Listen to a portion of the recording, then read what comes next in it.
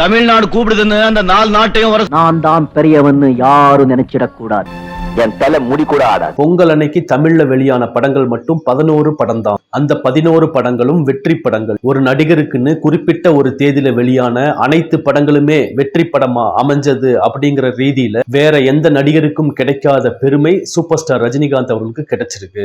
அந்த 11 படங்களுமே பொங்கல் பண்டிகையை முன்னிட்டு வெளியான படங்கள் அப்படிங்கறதால அவர் நடிச்சு பொங்கலுக்கு வெளியாகி இருக்கிற படங்களை பத்தியும் அந்த படங்களோட வெற்றியை பத்தியும் நம்மள பேச வைக்கிறதுக்கு காரணமா அமைஞ்சிருக்கு.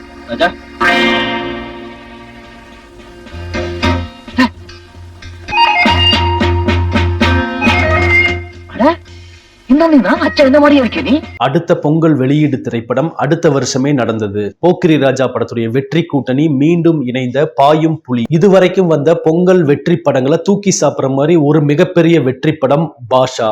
சத்யா மூவிஸ் தயாரிப்புல சுரேஷ் கிருஷ்ணா டைரக்ஷன்ல தேவா மியூசிக்ல ரஜினி நடிச்ச படம் தான் இந்த மெகா ஹிட் படமான பாட்ஷா. தமிழ் சினிமாவுக்கே ஒரு ட்ரெண்ட் செட்டிங் படமா அமைஞ்சு இதை போல பல படங்கள் எதிர்காலத்துல எடுக்கிறதுக்கு ஒரு ஆரம்ப புள்ளியா இந்த படம் அமைஞ்சிருக்குங்கிறதுல சந்தேகமே இல்லை. ஒட்டுமொத்த ரஜினி படங்கள்ல இந்த படம் 149வது படமாகவும் பொங்கல் வெளியீட்டு வெற்றி படங்கள்ல 9வது படமாகவும் அமைஞ்சிருந்தது. இந்த படத்துடைய வெற்றியை தமிழ் திரையுலகமே அதிர்ந்த வெற்றி அப்படின்னு கூட சொல்லலாம். மற்ற நடிகர்கள் எல்லாம் நடிச்சு ஒட்டுமொத்த தமிழகத்திலேயே 40 தியேட்டர் 50 தியேட்டர்னு ரிலீஸ் ஆகியிருந்த சமயத்துல இந்த பாட்ஷா படம் 81 தியேட்டர்கள்ல 50 நாட்களை கடந்து ஓடுச்சு. அதே போல சவுத் இந்தியா ஃபுல்லா 33 தியேட்டர்கள்ல 100 நாளை கொண்டாடின இந்த படம் சென்னை, கோவை, மதுரை, சேலம் உட்பட பல ஊர்கள்ல 175 நாட்களை ஓடி வெள்ளி விழா கண்டது. அதற்கப்புறம் கோவையில 366 நாட்கள் ஓடி ஒரு வருஷம் நிறைவு செய்த படமாகவும் அமைஞ்சது. இதுவரைக்கும் வெளியான ரஜினி படங்கள்ல த கேரியர் பெஸ்ட் படமாகவும் வெற்றியில மிகப்பெரிய உச்சம் தொட்ட படமாகவும் அமைஞ்சிருந்தது.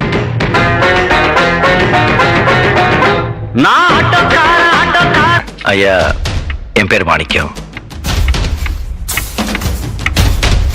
எனக்கு இன்னொரு பேர் இருக்கு.